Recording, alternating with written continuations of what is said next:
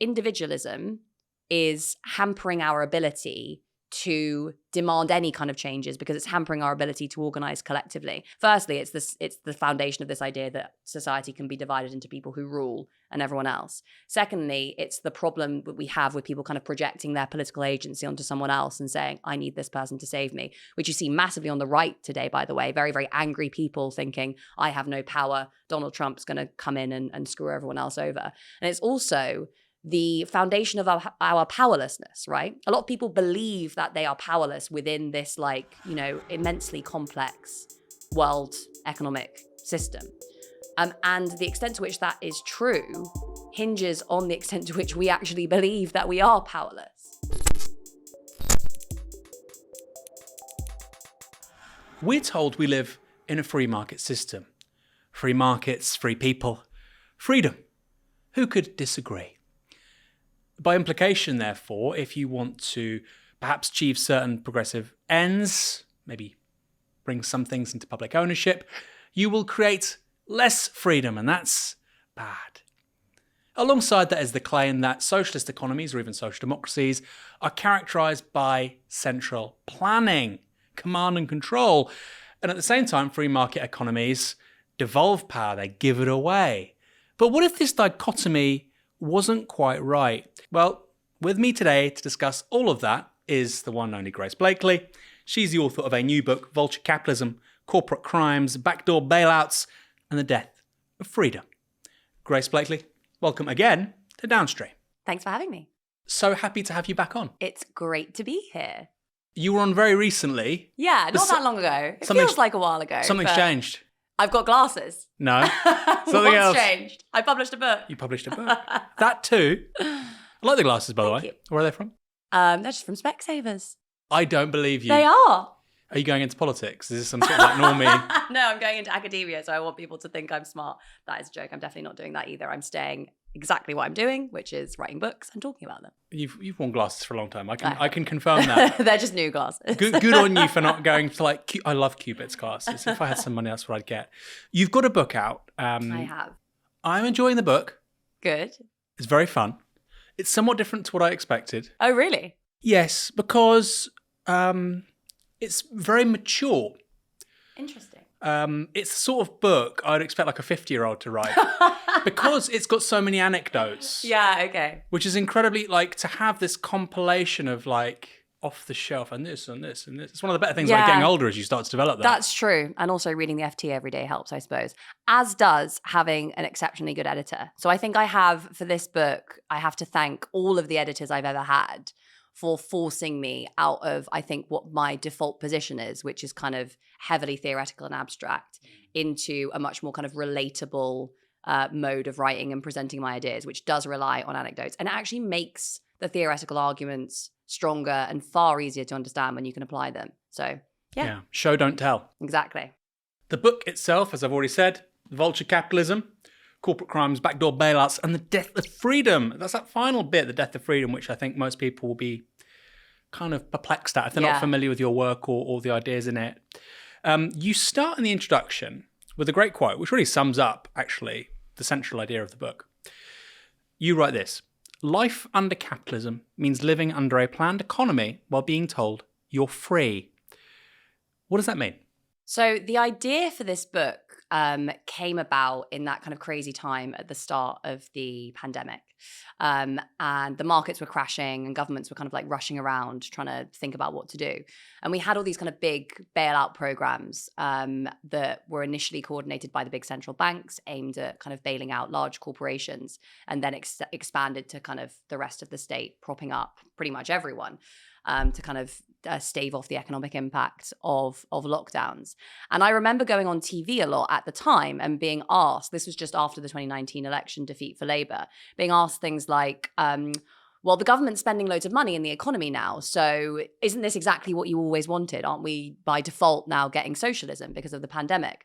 And in the book, I kind of illustrate all of these examples of magazines and, the business press saying, we've got socialism now because we've got all this government spending.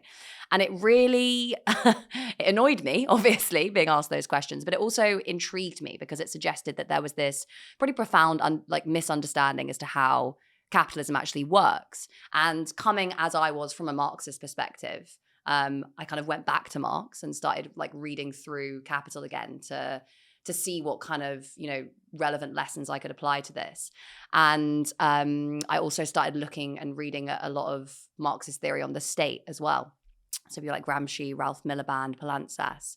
And I kind of had the light bulb moment of realizing that the reason there was this misunderstanding of capitalism was because people had in their minds, for whatever reason, whether it was the legacy of the Cold War, the way we organize our political systems, this dichotomy between centrally planned statist societies on the one hand and free market capitalist societies on the other hand. And what you realize as a Marxist is actually the state is not this separate entity that sits outside of capitalist social relations. It's fundamentally imbricated in those social relations. And so I kind of had this idea of framing this argument in terms of it's not free markets versus planning, because, this often becomes quite a emotive argument for people on the right. It's like free markets preserve freedom, and that's why we need to, make sure we uphold them. And instead I thought, well, it's very obvious that within capitalist societies, we have a huge amount of basically centralized planning, whether that's centralized planning that's taking place within the state, within massive corporations, financial institutions, whatever.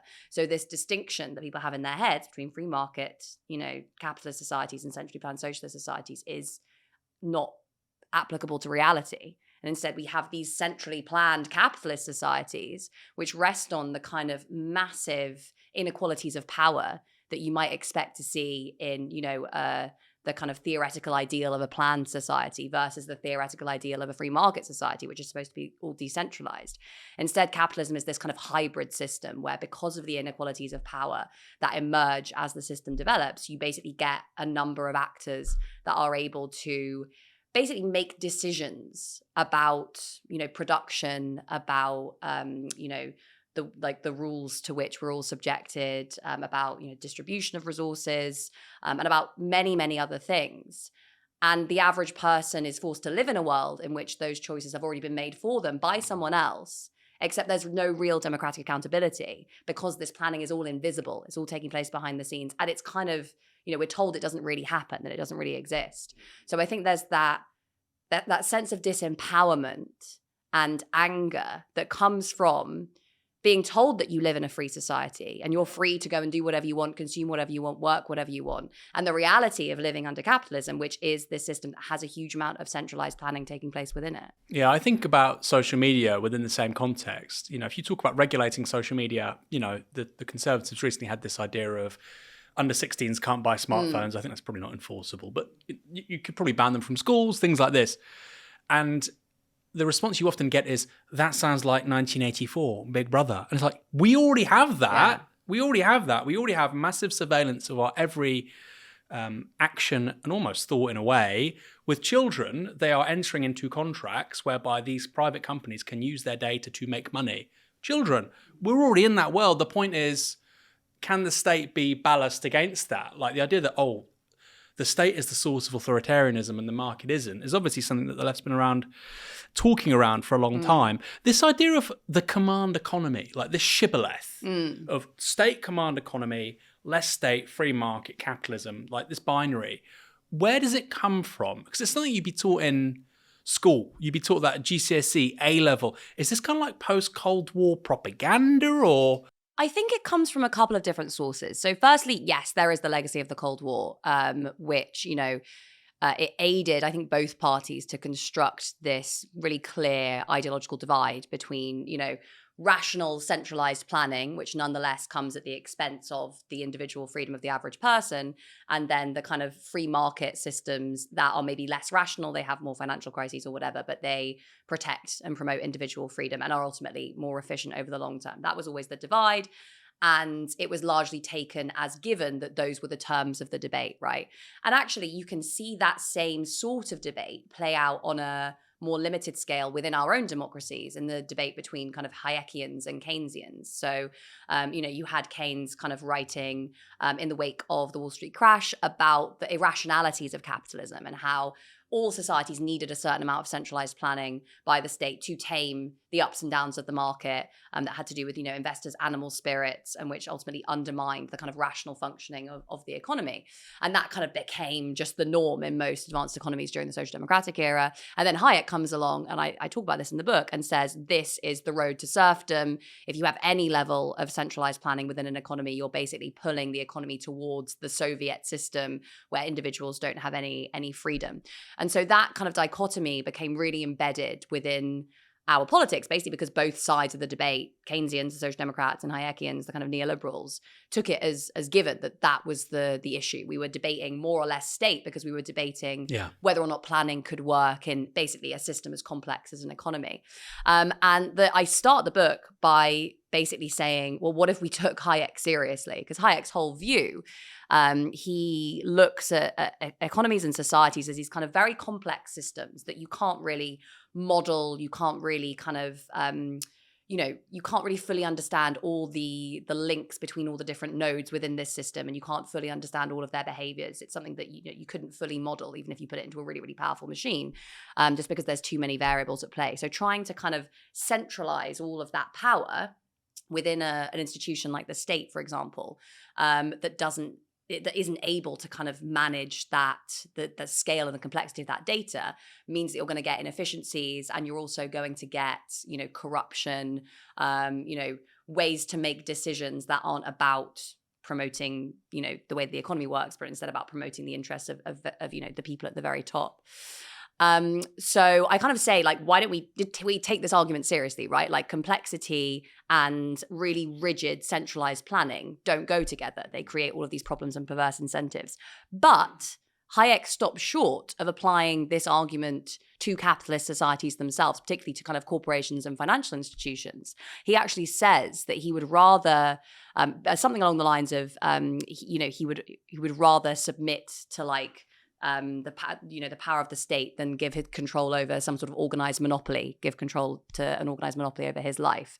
Yet he doesn't really analyze the extent to which his arguments about planning and complexity could be applied to a big monopolistic corporation or a big monopolistic financial institution. And to the extent that he does, he just says, well, it's up to the state to make sure that markets function as effectively as they can and to kind of enforce competition. There was a big kind of debate within the neoliberal movement between people who thought the state should take a more or a less stringent approach to enforcing competition, which kind of divided Europe and the US. And ultimately, and again, this is kind of the argument I make in the book, the way that argument played out came to hinge much more on class power and its influence on ideology than it did on the merits of either case. So we got this system where you had, neoliberals talking about free markets, and yet because of the kind of inherent tendencies of capitalist systems towards concentration and centralization, massive monopolistic corporations, massive financial institutions on a scale that, is hard to imagine throughout most of human history, the kind of the size of these institutions and the amount of power that they wield. And what I look at in the book is how that undermines Hayek's arguments, because these firms and financial institutions are doing what he said the state couldn't and shouldn't do, which is making complex decisions in the context of massive uncertainty on the basis of power and authority, mainly their power and authority over their workers, but also their firm's power and authority within the market context, without any democratic accountability and without, crucially, the kind of correcting force that the market is supposed to impose upon decision makers within these firms, because they're so big and powerful. And even when the market does come knocking, because the separation between politics and economics that neoliberals rely on in their arguments doesn't apply in reality, these firms can then just say, oh, well, the state will bail us out if anything goes wrong. So what you see in place of this kind of divide between free market capitalist systems and centrally planned socialist systems is this kind of fusion of public and private power in service of vested interests at the top of society. I love to think about the high street a lot. I always talk about the high street. And I think the reason why I do is because for most people, it's their understanding of how a market economy works, even though, of course, it's not in many ways. And actually, small and medium-sized enterprises employ the overwhelming number of people. The left likes to think in terms of multinationals and whatnot. But actually, smaller businesses with several people working there or sole traders, they tend to be the backbone of the economy. And if you walk through a high street in the UK in particular, same in the US, many parts of the world, but I think it's worst of all in the Anglo-American economies, it's a mess. And we were told this line of creative destruction from Schumpeter, you cite him in the book, another economist, and we're not looking at creative destruction, we're looking at destructive destruction. It's just destruction. There's nothing creative about it. On this point as well about monopolies and how the status quo right now is so at odds with basically, well, let's be honest, 300,000 years of human history, but very much the last 12,000 years too since agriculture. It's going to get significantly worse as well, isn't it? Because if you look at what big tech's done in the last 25 years, it's created companies worth more than $1 trillion. If you add AI into the mix, Mark Cuban was joking about it creating the world's first trillionaire in 2017, but it could. And at which point, we're talking about arguably unprecedented concentrations of economic power amongst the ultra-rich and amongst certain corporations. Yeah.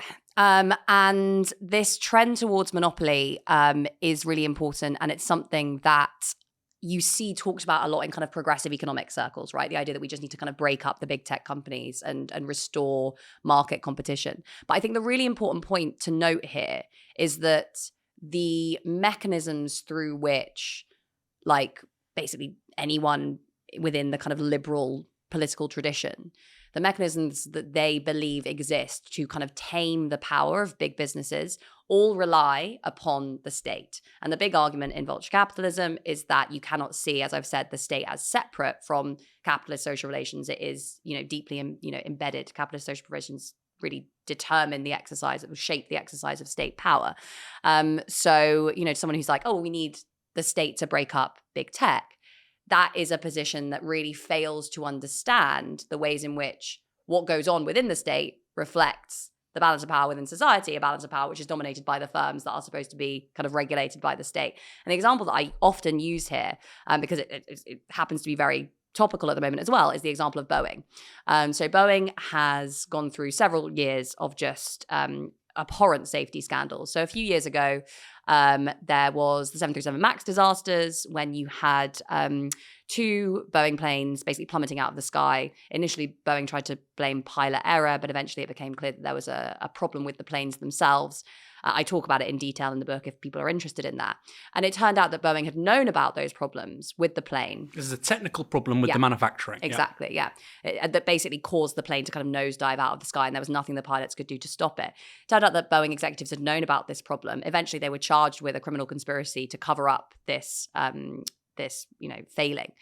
And not only that, but the FAA had basically been completely asleep at the wheel. So Boeing was being regulated by the FAA, but this was subject to this idea of self-regulation. So ultimately, the people who were supposed to be regulating Boeing were actually sat within a unit inside Boeing, completely kind of, unable to act objectively. There were whistleblowers that were coming out, but they kind of weren't being listened to until these big crises took place.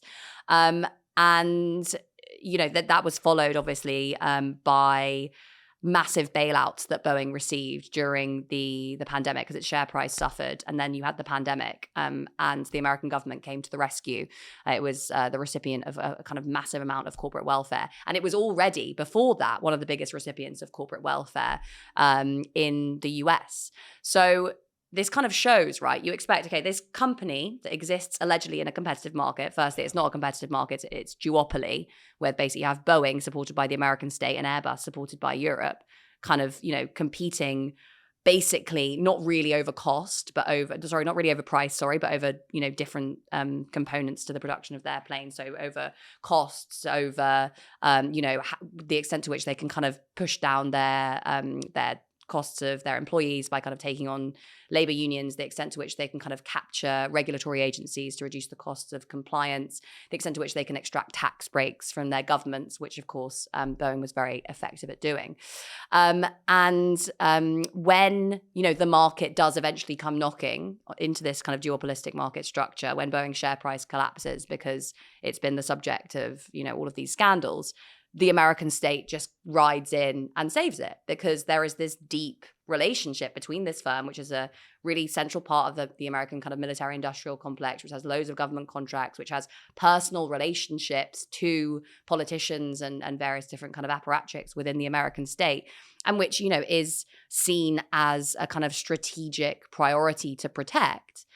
It's just absurd to suggest that this massive multinational firm is subject to some sort of market discipline. Of course it isn't. It's absurd to suggest that this is an entity that exists somehow kind of separate to what goes on within the American state. What goes on within Boeing and what goes on within the American state are intimately linked, not least because there's a massive amount of lobbying, there's contracts going the other way.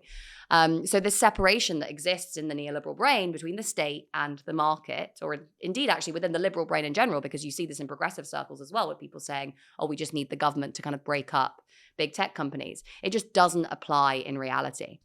Instead, you have, as I've said, this kind of toxic fusion of public and private power in service of the interests of the wealthiest and most powerful. And that kind of sounds a bit depressing, I guess. But I spend the rest of the book talking about what we can expect to exist or to emerge as a kind of break on this power if we cannot just rely on the idea that the state's going to fix everything for us. I'll push back against that because it's not quite the rest of the book. There are other great examples, hence my point about the anecdotes. Yeah. I think Boeing is a brilliant one.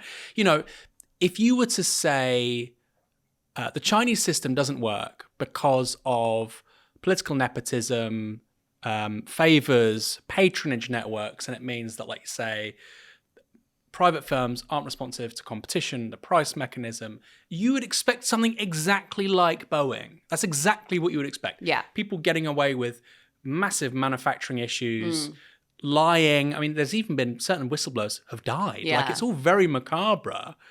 And yet this is meant to be in the home of the free market, the United States, an iconic American brand. Who is, speaking of Boeing, Harry Stonecipher? So Stonecipher is the former CEO of Boeing, who was probably one of the people most responsible for the transformation of Boeing's corporate culture. And there's a really interesting kind of genealogy of the transformation of Boeing as a firm that goes back to its merger with another firm called McDonnell Douglas. And this was a firm that supplied, it was really important in the military industrial complex. It had a lot of government contracts, and it was kind of, nearly went under, basically. And as a result of that, the American state kind of engineered a merger between McDonnell Douglas and Boeing. And at the time, Boeing was this company that was really, prized for its focus. It had this like pilot first philosophy. So the idea was that the pilot was always going to be, really in charge and in control over what was happening in the plane. There wasn't going to be any kind of, software stuff that was going on behind the scenes that the pilot couldn't understand or control. And it really prized engineering expertise. It had kind of strong unions that were, the opinions of their workers were often escalated up the internal corporate hierarchy, which gave it this reputation for kind of engineering excellence, basically. And McDonnell Douglas had the kind of opposite of that. It didn't have the same kind of reputation. And it also had this reputation for kind of basically being a bit of a cash cow and, cutting costs and all those sorts of things. And there's a really interesting article actually by a journalist called, and the article is called Crash Course. And I cite it in the book. And this journalist looks back through the transformation of Boeing that takes place during this merger with McDonnell Douglas that's engineered by the American state. And basically says under Stonecipher's leadership, he kind of engineered this transition. Rather than the Boeing culture of engineering excellence being kind of pulled into McDonnell Douglas, instead the cost-cutting, corner-cutting of McDonnell Douglas became the norm within Boeing. And this, of course, coincided with the shareholder value revolution of the 1980s. So the whole, the thing that all shareholders were demanding at the time, the thing that the market was talking about, was this idea of maximizing shareholder value. And often that involved kind of slashing costs within production in order to increase margins and distribute more to shareholders. So Stonecipher became this guy who was basically renowned for delivering massive amounts of shareholder value to Boeing shareholders by pushing through this culture change that disempowered engineers, resulted in a lot of confrontation with workers and with unions, and kind of lionized middle management, basically, which was put in charge of it and, putting in place all of these cost cuts. And he delivered this ultimatum to his organization saying, you have to develop this plane at a very, very low cost, basically. And that was part of really the kind of cultural transition that ended up leading up to the 737 MAX disasters. And of course, Stonecipher walked away with quite a substantial amount of money, as did the most recent CEO of Boeing. Is he still alive? Yes, he is. Wow. Maybe we can do a Novara expose one day. Interview him. So he's this gentleman, Harry Stonecipher. I mean, he's kind of emblematic of what's gone wrong with American corporate management governance over the last several decades. Jack Welch at General Electric, of course, being the paradigm there. And we're still told to swallow whole this idea that these are the corporate titans, the captains of industry. They're so clever, they're so smart. Actually, what's happened over the last 30, 40 years is they have destroyed iconic American and British companies. Also, they've destroyed a bedrock of engineering expertise, which took decades, in some cases centuries, and more than a century, to accumulate. So we've talked about Stonecipher. Tell me about Henry Ford. Yeah, so this is a big chapter in the book where I talk about Ford and the Ford Motor Company, because I've spent a lot of time over the course of this interview so far and at the start of the book talking about neoliberals, right? And the neoliberal revolution takes place in the 1980s, and so there's an argument to say that all of these problems really emerge in the 1980s when you get the shareholder value revolution, kind of, in inverted commas, free market capitalism, which isn't really free. But my argument in the book is that this kind of balance between centralized planning and the kind of discipline of the market is something that characterizes all capitalist systems throughout the whole of human history, and was pervasive during the post-war period. It was pervasive during the kind of laissez-faire era. Even before then, it was pervasive, all the way back. I talk about the East India Company, all the way back at the very origins of kind of commercial capitalism, this fusion between public and private power. And Ford kind of exemplifies this, right? Because Ford is a company that emerges in this kind of laissez-faire era of American capitalism when, the government is not really doing, allegedly is not really doing as much active intervention in the economy. And the Keynesian revolution takes place after the Wall Street crash, which, then says, the government needs to take a much more active approach, and we get kind of social democracy. And Ford lives through this period. The Ford Motor Company survives this period and then survives into the neoliberal period all the way up to today. And what I argue is that by looking at the development of this company, which throughout this period remains, a substantial, it retains a substantial amount of market power, you're able to see the way that planning has changed. So you're able to see that, a semblance of planning has existed, or a type of planning, a form of planning has existed with all of these different types of systems, because it is a central part of the way that capitalism works. You're able to see this fusion of public and private power and how that changes over time. And you're also able to see how the nature of the planning process changes. And I think that's really critical because, the idea that capitalism requires a certain amount of centralized planning to function is true throughout the course of history, but the way that planning operates changes quite substantially. So Ford kind of emerges, it becomes, a really powerful basic monopoly because it's, the only firm making cars basically. And Ford is this bizarre figure who is hardcore Christian. He's deeply anti-Semitic. And there's loads of examples in the book of him, his anti-Semitic activities, promoting like the protocols of the Elders of Zion. There was, examples of Ford actually supporting the German war effort in the run-up to the Second World War. This was obviously a bit later. And at the same time, kind of, claiming to be supporting the American war effort as well. He was, I think, awarded a medal by Hitler himself, which is crazy. That's written about in the book. And so he was this, weird guy, very hardcore anti-Semite, and also very authoritarian, which again, not that surprising. So he hated unions. He hated any attempt amongst his workers to try and organize themselves. And he was really obsessive about controlling the day-to-day lives of his workers. So people often talk about the $5 day, right, which was a kind of, allegedly a big shift. It was actually composed of a $2.50 wage and then a $2.50 bonus, which was contingent upon things like your wife isn't allowed to work outside the home, you're not allowed to drink. Ford was like really keen on basically trying to control the lives of his workers. He had this immense amount of power to plan what was going on within his organization. He also had this kind of imperial power, which corporations often exercise, and I talk about in the chapter on empire. And he used that to buy up a big chunk of land in the Brazilian Amazon with support from the Brazilian government and the US government as well, and created his own rubber plantation because he was kind of annoyed at having to go through the British Empire, basically, to get rubber.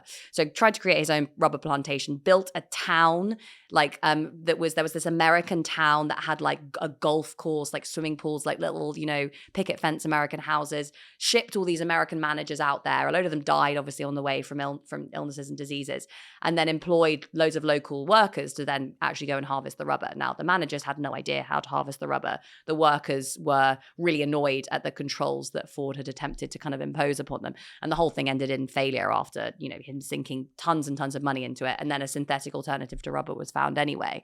But this experiment, it shows the extent of Ford's kind of imperial ambitions, the extent of his desire to plan and to control everything that was going on, as well as, the relationship that he had with his workers. And what was interesting is that before the Second World War, this power is largely unimpeded. So, the state falls in line generally behind whatever Ford wants to do. He doesn't have much resistance from his workers because they're not as strongly organized. And he's able to plan without any challenges really coming from anywhere else. What's interesting about the shift that you see after the Second World War is not that planning recedes in importance. It's not that, Ford's power is reduced, or it's not that the power of the state kind of, becomes much, much more significant. It's more that the interests that are involved in the planning process start to shift. So rather than Ford being on his own, basically be able to do whatever he wants and supported uncritically by the state, because you see the growth of organized labor for lots of different reasons, the imperatives of full employment, like the efforts of organizing that had taken place within the UAW. The Automotive Workers Union. Yes. The US economy emerges from the Second World War with a much stronger labor movement. And that labor movement is able to make demands of Ford of the Ford Motor Company that previously it wouldn't have been able to do.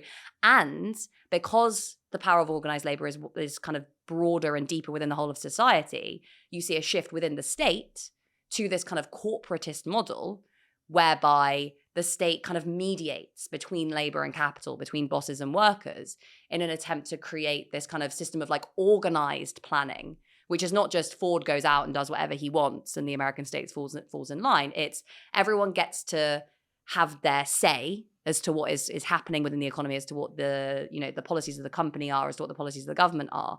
And then there's this broader discussion as to whose interests ultimately win out.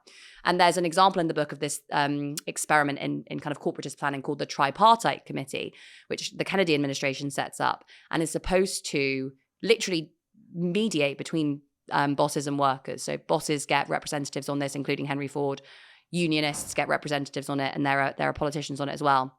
And their task is to basically manage the relationship between workers and bosses, to maintain America's competitiveness, to kind of retain jobs, and to think about longer term questions like, how are we going to manage the process of automation? How are we going to kind of manage investment? All those sorts of things. What's interesting about this experiment, it doesn't last very long and ultimately breaks down over this question of automation, because workers start to say, we don't want to just bargain with you over wages. We actually want to say in the investment decisions of this firm. We don't want to be participating in a governance structure that's going to see us lose our jobs over the long run. And that's when Ford the Ford company, it's obviously no longer the same Henry Ford, starts to say, absolutely no, we're not having any truck with this, because this attempt by workers to have a say within what should be in a capitalist economy, the tightly guarded prerogative of managers and shareholders, which is decisions over investment, over what technologies the company is investing in, that was under threat because of this shift in the balance of power, because workers were saying, we want to actually have some say in how the economy is being run. And that scared businesses greatly. And my argument in the book is that the shift towards neoliberalism, it was couched in terms of this language around planning, right? About, freeing the free market and cutting down the power of the state. But what you see shift from the 70s through to the 80s isn't the size or power of the state, particularly in the US. It is actually who gets to participate in the planning decisions that are still taking place. So, in the laissez-faire period, Ford gets to do whatever he wants. The state just does what he says. In the post-war period, Ford has to manage this relationship with workers, and he has to manage this relationship with the state. And all of three of these parties kind of come together and try to decide what happens next. What changes in the neoliberal period, again, is not that the state gets smaller or less powerful or less strong. It's that the decision-making power is basically returned solely to capitalists and their allies within the state. So workers are cut out of this planning process. There's an assault on the unions. There's a shift in the structure of the economy, which disempowers workers quite substantially. You obviously have the imposition of capital mobility, so businesses can say, well, if you don't do what we want, we'll just leave. All of this sort of stuff that massively disempowers workers and means that they lose their seat at the bargaining table. And once again, the power to plan is restored to capitalists, but also to their allies within the state that are increasingly minded to kind of not necessarily fall in line behind the interests of capital, but certainly to negotiate, quite substantially with bosses, with capitalists, with businesses as to the direction of policy in the way that they aren't minded to negotiate with workers or really any other social groups. So if we're looking at the fundamental ideas within the book, like I say, life under capitalism means living under a planned economy while being told you're free. If we're looking at that through the prism of Henry Ford, Fordism, the Ford Motor Company, there is planning before 1945, significant amounts of it, as there are always in firms. They have the most, planned infrastructures, management hierarchies, objectives, KPIs. If you want a successful company, you have to be relatively organized. and that's something that, you draw on from The Republic of Walmart. Great book. But it's something that, Marx, David Harvey, they've always talked about this, about the firm, Coase, as, distilling huge amounts of organization, often non-market forms and processes. So there's the planning there pre-1945. There's the planning there post-1945, as you just talk about. And then there's the planning in a very different way, even under neoliberalism. So the planning is always there. I suppose somebody who disagrees with maybe some of the ideas put forward in your book, is they would say, okay, well, that's fine. Maybe Henry Ford was an anti-Semite. Maybe he was a bad person. But I prefer the planning pre-1945 for XYZ reasons. It did create a high level of innovation. He was a smart person, right? He was unlike most captains of industry today, he did create something of genuine value to the market in a way that firms, generally speaking, don't anymore. Some do. People make the same arguments about Elon Musk type figures today, don't they? Yeah. Well, the thing is, so that's absolutely the case. And it's actually why I think the things you're talking about, when I was reading the Fordlandia story about, Brazil and how Ford, this was a crazy stat, 50% of the B-24 planes were built by Ford in the US and 1/3 of the trucks in the German army were built by Ford. Just such an insane statistic. And I thought that's what a multipolar world looks like. And that's kind of the world we're going back towards now. You do have private firms in the US thinking, we do kind of like the Chinese market. You've got Elon Musk or Tim Cook going over to China being like, we do kind of like it here, guys. And then you've got this completely different political signaling coming from Washington saying they're the enemy. Well, the capitalist class aren't quite so sure. And it's very similar to Ford. And also with that point of Musk, it does feel like we're returning to a world more like the early 20th century than, the 60s or the 70s or the 80s. So I think that's really interesting. But like I say, somebody on the right who disagrees would say, but Ford was creating genuine innovation. When he was asked about, building the Ford Model T, he said, if I gave the consumer what they wanted, I would have given them a faster, horse and cart. I didn't. I gave them a car. Do you think there's anything to that? This is the argument that is made for not necessarily just capitalism, but for the existence of hierarchical societies. And this is actually the real argument that I want to take apart in the book, because it basically hinges on the idea that some people are better, smarter, more capable, more brilliant, more innovative, and they deserve to be in charge, even if that means they get to exercise authority over everyone else, and even if that makes everyone else less free. And that is... But hold on, those are separate points, aren't they? In what way? Well, so, I mean, you probably do agree that there are some people who are smarter than others. The question is, does that mean they therefore get more political power? Does that mean that other people should be unfree? What I believe I is couldn't that I couldn't build a multi-trillion-dollar company that's like fabulous in terms of standardized manufacturing process and so on. Other people can. What I believe is that kind of the creation of that dichotomy between the smart, brilliant entrepreneur and everyone else is a lie. And we see this all the time because workers are able to organize and do things that entrepreneurs are supposed to only be able to do very frequently. In fact, they're able to manage themselves in a way that we're told they're not. You know, this idea that you have to have entrepreneurs that are brilliant and that exercise authority over everyone else because everyone else is lazy and stupid and won't do what they're told. So they need to be tightly controlled and managed. Maybe they need to be managed kind of algorithmically now, which again is very limiting on their freedom. You can respond to that argument by saying, oh, well, you know, it limits their freedom, but it's good for the rest of society. But actually, that's not true, because you see throughout the history of kind of experiments in democratic planning, in moments where workers have come together to actually take control of the infrastructure of the corporations in which they work, they have come up with brilliant, fantastic ideas that are, if anything, better for society than the kind of, you know, visions of like billionaires who want to go like build societies on Mars and leave the rest of us to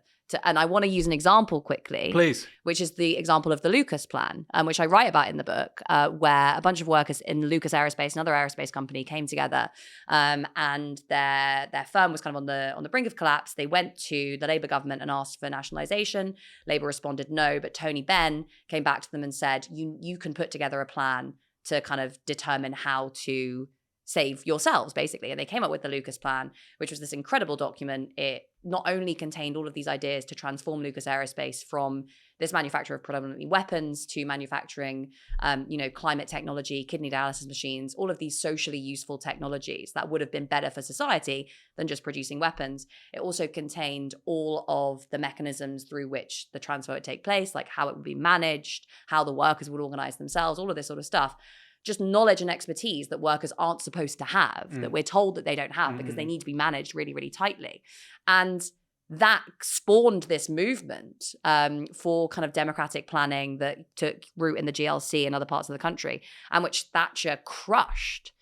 Now, she crushed that because she was terrified of it, because that, like human power, the collective organizing of people who work all day, every day, on the coalface of these institutions, their power to kind of come together and say, we want to reorganize society, we want to take control of the way we work. That is the biggest threat to a system based on hierarchy and domination and control. So a few things, and you write about this very lucidly as well. It's not just Lucas, the Lucas plan, which I'd heard about before, but also you talk about the People's Plan Centre with regards to the Docklands being remade, and actually, you know, the Greater London Authority, Greater London Council at the time wanted to, with a great deal of input from local people, wanted a different kind of development there. Co-ops, different kind of infrastructure. And in a way, I'm reading that and I'm thinking, this isn't even especially radical. This is just kind of what they would have done. Organising, they just would have done this in like Sweden. Yeah. Right. It's not like, you know, nobody's done this before. It's just a very different kind of, you know, way of things, but it's still very legible to us today. And I think that's absolutely true. And I think Lucas Aerospace is a great way to look at this. You know, I'm late. I was late here today. I left you waiting. And I was late because the signal system doesn't work properly. They constantly break down for trains. It's the number one reason why trains are delayed in this country. We're talking about traffic lights. We're talking about traffic lights for trains. How do they keep breaking? Now, BAE Systems employs more engineers than any other company on the FTSE 250.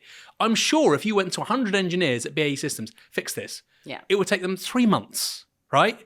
It probably would take them a week. You know, and we saw that with the Moderna vaccine with COVID. Like, something happened. Okay, how quickly? Okay, sequence the genome, create the vaccine. It took literally days, because there was necessity there, right? And like you say, right now, we don't operate with necessity in terms of social value, social use. People, the necessity is shareholder value, profit maximization. But I agree with all that. But with Lucas, you're still talking about engineers. So do I think that engineers are very capable of problem solving more than the average person? Going back to my point originally that we're not all the same in terms of solving problems. I'm a terrible engineer. I can just about do basic DIY. Yeah. So like in terms of the processes that you'd want to build, management standards, protocol systems for an organization of several thousand people, I couldn't do it. Could an engineer do it? I'm not saying to. we're all engineers or we're all medics. No, but my point what is, I am saying is that... Let me just distill that. There are certain parts of the labour market where what you're saying absolutely applies, but then there are other parts where I think I'm not so sure. Well, luckily, I have a bunch of other examples in the book as well. So I think, as I said, I'm not saying that we're all engineers or we're all medics or whatever. What I am saying is that workers within a sector who have expertise in that sector do not need to be managed. They can manage themselves. And actually, if they are given democratic control over the means of production, they will make decisions democratically and collectively with obviously input from the rest of society through other democratic measures. It's not like you just give the workers within one company that has an immense amount of strategic importance complete control over that. There have to be other democratic oversights. But largely speaking, if we delegated power to the people on the coalface of this organizations who understand it, then they would make decisions that would be much more in the collective interest than the ones that are being made by shareholders purely for the purposes of extracting profit. And you can apply this, yes, to the aerospace industry, to engineers. You can also apply it to, healthcare, right? We're constantly being told that, we need to see efficiencies in the NHS. And that always equates to new layers of management, managers and managers and managers and managers, right? Actually, the people who know the system and understand this system and whose feedback could make the system work better are the people on the front lines of the healthcare service. You saw a kind of an attempt to democratize and decentralize the provision of healthcare in a slightly different context in Chile under Allende. His approach to democratic socialism was based on this idea that you hand power to the people who are working, to the workers, basically, to the people who are working within these organizations. And, at the same time, you hand power to kind of communities, to patients, to people, and you allow them to kind of come together within democratic fora and make decisions about the structures of society that predominantly affect them. So his approach was to kind of decentralize and democratize the healthcare system. He relied on, not just frontline healthcare workers, but also local community organizations, particularly women were particularly strongly represented in those, and those kind of took over a lot of the control over prevention and community healthcare within the first years of this program. And a lot of other examples in the book rest on this idea that most people, if you give them power and if you give them the resources that they need to come together and make decisions and act cooperatively, will come up with brilliant ideas, brilliant solutions to problems, and the mechanisms to implement them. And that probably the reason it sounds so mad is because every single element of our society is geared to telling us that the opposite is true, that we need to be controlled, that we need to be ruled, we need to be governed by people that are infinitely more intelligent than us, that are just better than us. That is, I would say, the fundamental legitimizing ideology that underpins capitalism, but also most other social systems that are all based on hierarchy and domination and control. And when you look at experiments in participatory budgeting, for example, when local people come together and say, this is how we want our municipal budget spent, who shows up to the meetings? It's women, it's working class people, and they say, we want more money in healthcare, we want more money in education. If you look at the example that I love in this book, which is of Blaenau Festiniog, which is this small village in North Wales. This was one of these left behind towns, a former slate mining community, really high rates of fuel poverty because all the roofs are made of slate. And one of those places that the government basically kind of as classed as this kind of left behind area. And instead of just taking that on the chin, a bunch of people in that local area said, we're going to start setting up community enterprises. And as those community enterprises were set up, the rest of the community was like, well, if they can do it, then we can do it. So all of these community enterprises blossomed. They have this community energy company now that uses hydroelectric power to provide cheaper energy to the rest of the community. It's become the place in Wales with the most social enterprises per capita. And it really exemplifies this model of bottom-up community wealth building, so much so that the Welsh government's now come in and trying to provide a lot of support to see how that model can be spread. And this is all just people looking at the problems in their local area. And rather than saying, oh, someone else who's smarter than me and better than me will fix it, just working together to fix it themselves. I actually think this is a pathology that we have on the left as well. It's the alienation of our political agency to people that we think are going to come and save us. And my excitement and my optimism for the future comes from knowing that actually the best and most exciting political movements come from people not kind of surrendering their political agency to someone and saying they're going to do things for us, but people actually organizing on the ground, fighting back against individualism and building alternatives. I agree with everything you've said about public services. I agree with 90% of what you're saying. So, for instance, I spoke recently to a former local authority child protection lawyer. She is immeasurably more qualified, or local social workers, immeasurably more qualified to work out how to spend child protection budgets than these bureaucrats who head up these organisations. I read this the other day. It's incredible. The second highest earning individual for the authority in Bournemouth, Christchurch Poor Council, I think it's a unitary authority. He's on £193,000 a year. He's the head of child protection services. Yeah. And you have social workers who literally have to work in 6-minute blocks. And that's why kids fall through the net. So I agree. He should have less power. They should have more power. I agree with all of that. But then I look at a company, say, like Xiaomi, this Chinese company who just developed this new car. They've developed a car that looks like a Porsche. Its starting price is like, I think it's like $30,000. I think it's about £23,000. It's got a 700 kilometer range. It's an EV, obviously. And that to me is like a stunning feat. They've clearly stolen a hell of a lot of American IP, but whatever. It's a stunning feat of engineering excellence. And I suppose it's something that I thought about a lot. And I think the left doesn't often think about, is that management is a skill. Now, anybody can be a management. Anybody can be a manager. I'm not suggesting otherwise. And of course, there should be massive input from workers from the shop floor into outcomes. They might even lead those outcomes. But management is the thing. And I think you're talking about like the left. I think one of the mistakes the left's made over the last 30 years is to think it's not, and that everything can be flat. So I look at so many organizations as I get older. I won't name names, certain trade unions. And I look at the staff there. If it was down to the staff, that trade union would collapse in 6 months, right? It would. They would award themselves infinity pay rises and they would all work from home 4 or 5 days a week. Now, I know I sound like somebody from the Daily Mail, but that's not in the interests of their members, because actually the interests of their members aren't aligned with the interests of the permanent bureaucracy who are meant to represent the members. And so when you have worker representation, which I support, something similar can happen. All of a sudden, the representatives are looking to maximise their own interests, status, pay, whatever, which is an anarcho-syndicalist critique of trade unions historically, and that can lead to very poor management outcomes. Some people would say that's why trade unions, with regards to UK manufacturing in the 70s, didn't have the same outcomes as, say, in Germany. I don't buy that, but that's one argument. So does management matter?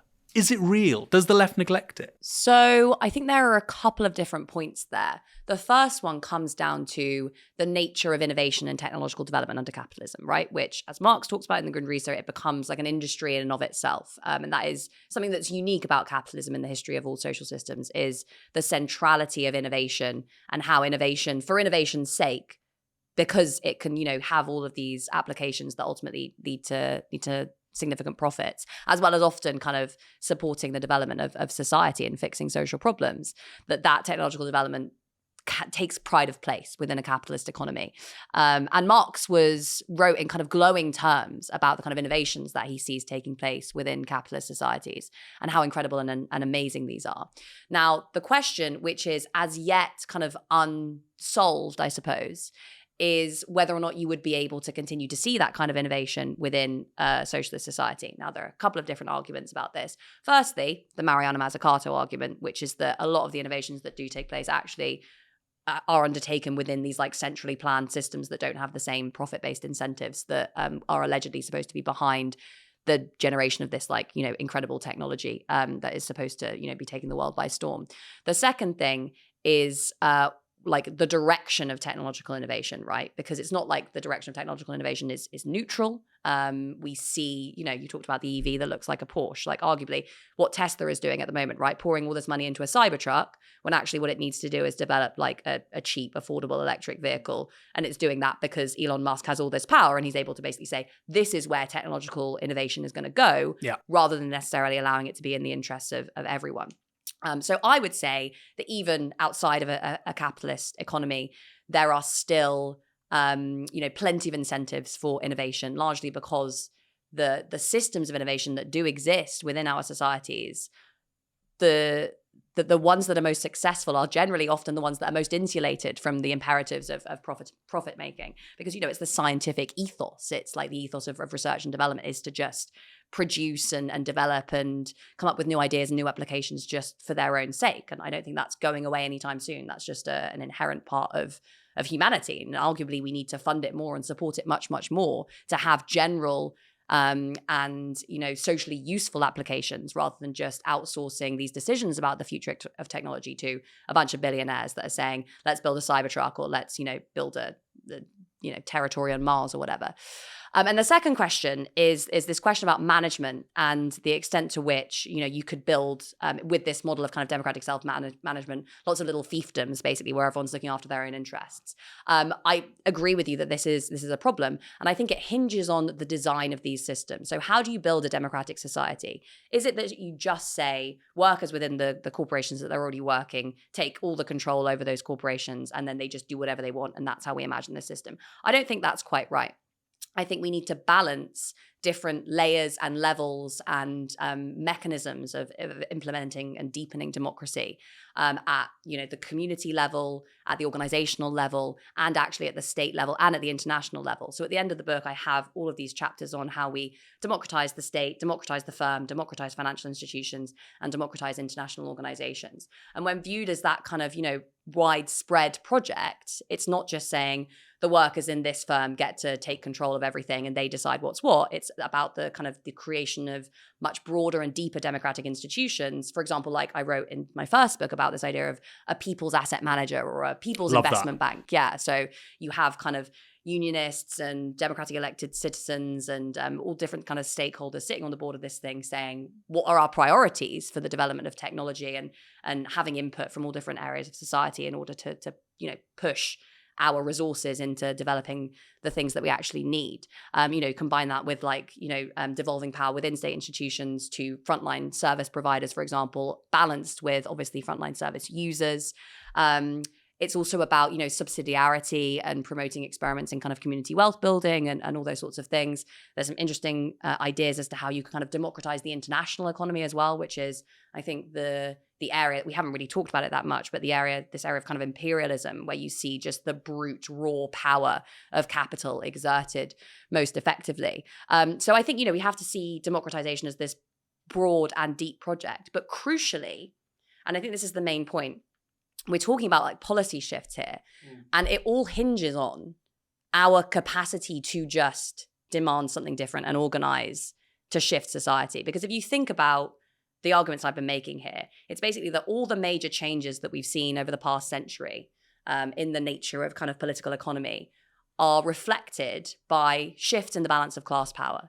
So you have capital getting to plan on its own, then capital having to share some power with workers and with the state, and then capital and the state kind of fusing to just plan together. And that all comes about because of these shifts in the ability of people to organize collectively. And one of the biggest things that's come out of this book, and I spoke about it the last time I was here, is the extent to which individualism is hampering our ability to demand any kind of changes, because it's hampering our ability to organize collectively. And I think this is related to a lot of different things we've talked about here. Firstly, it's the foundation of this idea that society can be divided into people who rule and everyone else. Secondly, it's the problem that we have with people kind of projecting their political agency onto someone else and saying, I need this person to save me, which you see massively on the right today, by the way. Very, very angry people thinking, I have no power, Donald Trump's going to come in and screw everyone else over. And it's also the foundation of our powerlessness, right? A lot of people believe that they are powerless within this immensely complex world economic system.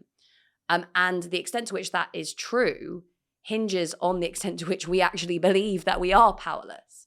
And I think the thing I really wanted to do with this book is to show people that, yes, there is this concentrated, centralized forms of power that are exercised, throughout the economy and society and really impact your freedom on a daily basis. But they rely on legitimacy. They rely on the fact that we are going to kind of obey, that people aren't going to rebel. They're not going to start pushing back and fighting back.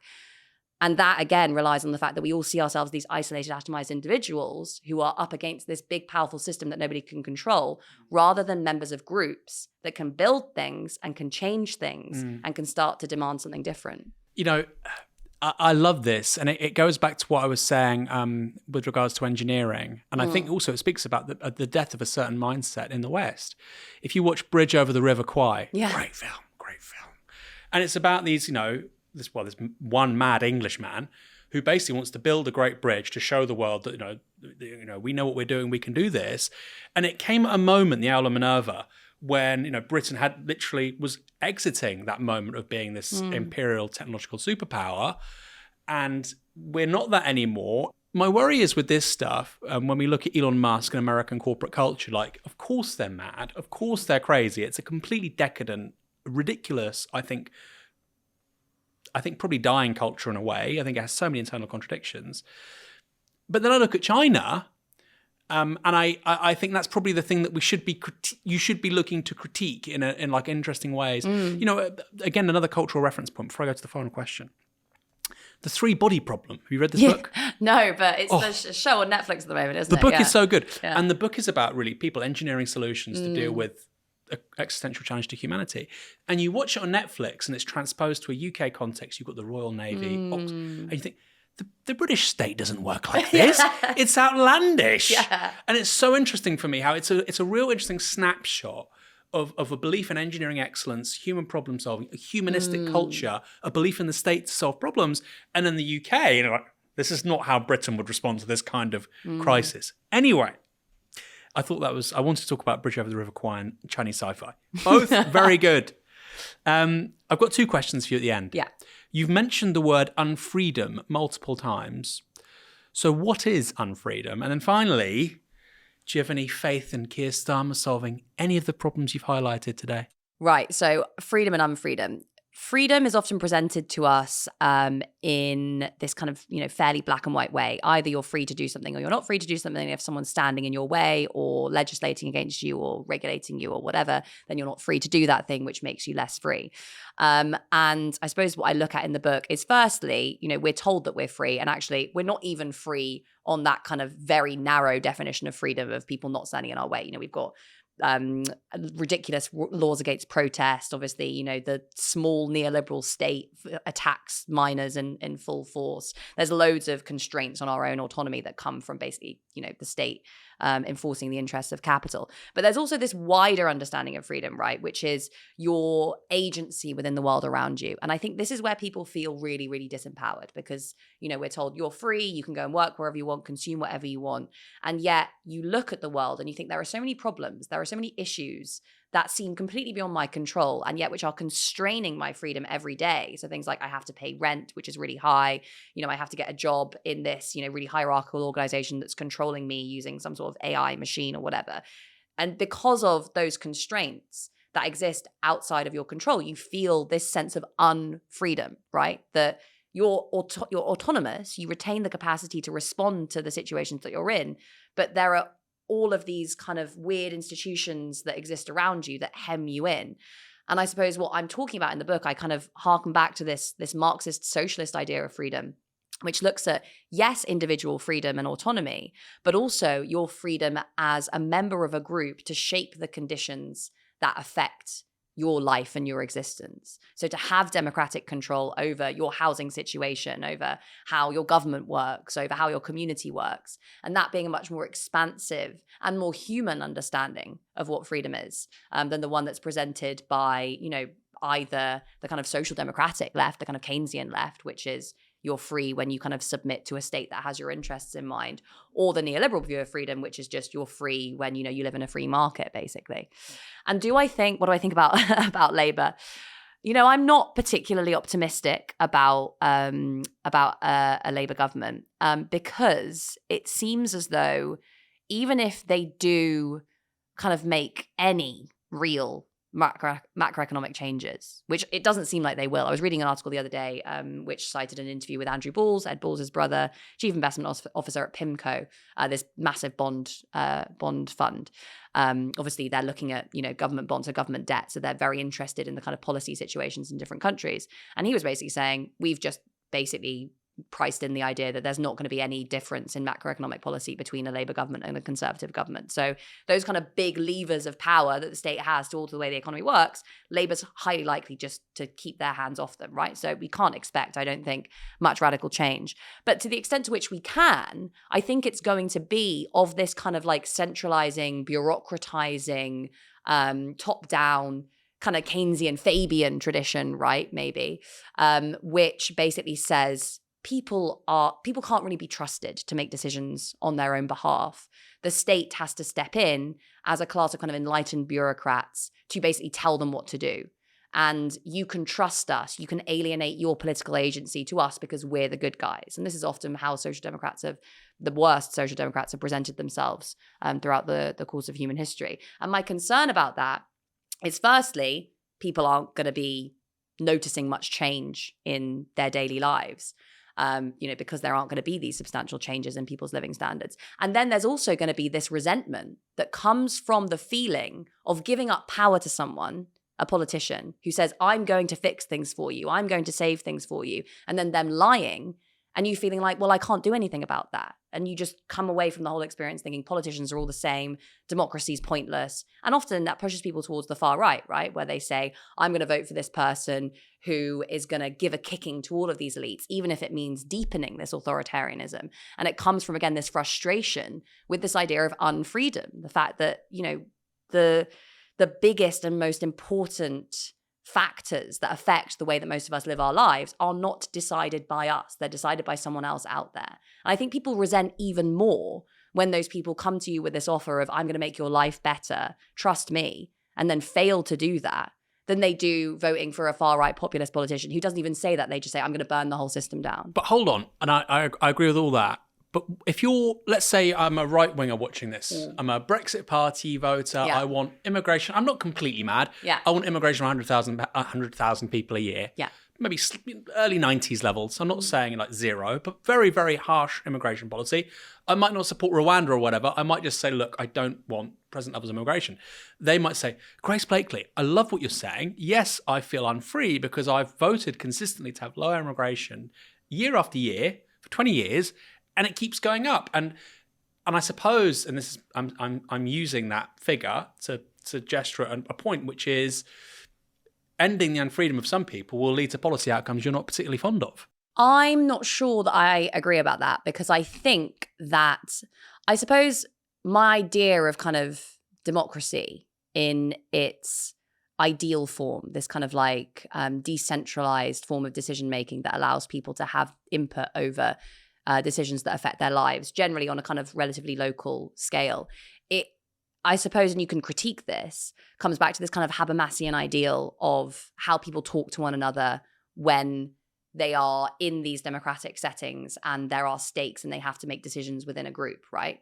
And I think, when you look at, there have been lots and lots of experiments of bringing lots of people together and saying, discuss this policy outcome. And you expect it's going to be crazy, right wingers and crazy left wingers gouging each other's eyes out and then coming up with these insane policy ideas. Generally speaking, they converge around a norm that is vastly more progressive than anything that you see within the public sphere at the moment. And I'm not saying that's going to take place all the time and everywhere, but I am saying I have faith in that process. And I'm also saying, and this is where I think people can disagree with me, that giving people freedom is a good in itself, that giving people the capacity to have decisions, to make decisions over their own lives and over the structure of society is a good within itself. I mean, actually, on the immigration point, I actually entirely agree with you. I think if you probably would end up with something like, yes, we need immigration for the care system, for healthcare. Some people with asylum, yes, we need students. Yes, if it helps the economy, but you'd still probably end up with significantly high immigration, but at least they would feel some investment into that conversation. Grace, one sentence answer. Mm-hmm. Are you optimistic about the future of this country? Where are we going to be in 2030?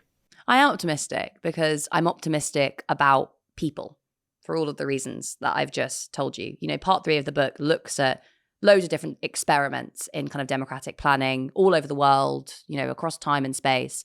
And the thing I keep coming back to is when people believe that they have the power to change things, and when they feel connected to others around them rather than isolated, they do extraordinary things. So that's kind of what I feel like my mission is at the moment. It's like going out to as wider audience as possible and saying, you do have power, you just need to take it. Manifest socialism. Yes. I like that. This has been a wonderful conversation. Thanks so much. And it is a brilliant book. So much in there. I hope it does very, very well. Thanks for joining us here on Downstream. Thank you.